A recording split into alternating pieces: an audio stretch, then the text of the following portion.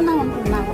మమ్మల్ని పొమ్మంటే వాళ్ళు ఎవరు? మా ఊరు, మా గ్రామం, మేము వదిలిపోము. ఎందుకు వెళ్ళాలా? మేము ఉద్యోగాలు ఇస్తానంటున్నారు కదా, ఉద్యోగాలు చదువు ఉండాలి. చదువుకున్న వాళ్ళకి ఇస్తానంటున్నారు కదా. చదువుకున్న వాళ్ళకి ఎప్పుడు? మా పిల్లలు ఇంత పిల్లలు ఉన్నారు, వాళ్ళకి ఎప్పుడు వస్తుంది?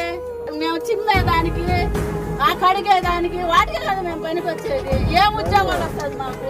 ఇక్కడ కొత్తగా ఏదో పరిశ్రమలు వస్తాయి, 2 పంటలు 3 పంటలు పండేటువంటి భూమిని తీసుకుని పరిశ్రమల ద్వారా అభివృద్ధిని ఇస్తామని, ఉద్యోగాలు ఇస్తామని అనేక రకాలటువంటి ప్రతిపాదనలు ప్రభుత్వం చేస్తున్న సమయంలో ఎవరు కూడా భూమి ఇవ్వడానికి ఇష్టం లేదనేటువంటిది, డబ్బుతో సంబంధం లేదు, ఉద్యోగంతో సంబంధం లేదు, ఈ భూమి ఈ సముద్రం ఇక్కడే ఉండాలి మేము అనేది మీరందరూ కూడా మాట్లాడుతున్నారు. మరి మీ ఆలోచనని తెలుసుకుని, మీ ఆకాంక్ష తెలుసుకుని, మీరు ఏ లక్ష్యంతో ముందుకు సాగాలన్నారు అనేది తెలుసుకుని, ఆ పోరాటంలో మేము కూడా భాగస్వాములు అవ్వాలని మీకు ధైర్యం ఇవ్వాలి, మద్దతునివ్వాలి. ఐకమత్యంగా ఉండి మనం రాజ్యాంగబద్ధంగా చేసే పోరాటంలో మేము కూడా మీతో కలిసి నడవాలని ఈ రోజు మీ మధ్యకు రావడం జరిగింది.